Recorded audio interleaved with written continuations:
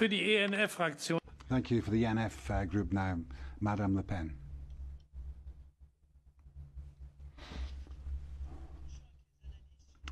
Careful with the predicting the results, the analyses of respective countries. I think that the socialists went down to 22% in the last elections and no one resigned that I can remember. Honourable members, 4 months' time, the UK will vote, the Britons will vote in or out. And it's for the people to decide on a fundamental issue, and it's perfectly legitimate, and it shows the vitality of British democracy, unlike France. Not all the media are unanimously pro-European, and there will be a real democratic debate. There will be many ideas will be involved in the cut and thrust. Now, freedom of opinion and respect for all opinions, that goes to the heart of democracy.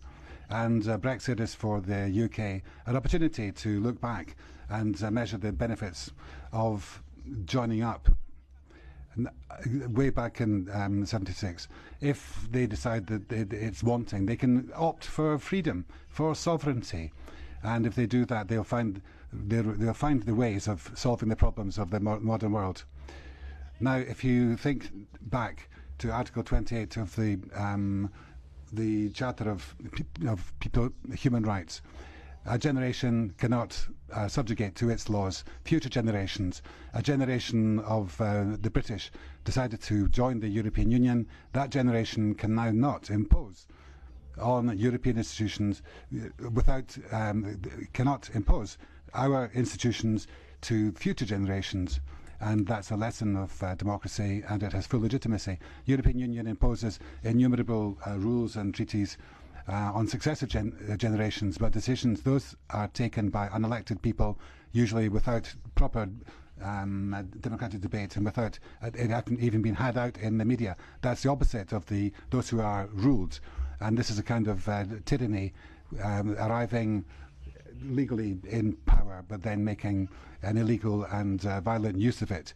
A travesty of an agreement is not going to change that cruel reality any more than threats or blackmail, which are proliferating on the margins of the system, nor the polls taken by Mr. Soros, used by Mr. Weber, who clearly prefers polls to referenda. You cannot refuse to be judged by the people, and if necessary sanctioned and penalised by them, punished by them, because that's the very essence of the quintessence of democracy. And I believe that the punishment for you will be brutal, because the recompense for the British people will be freedom.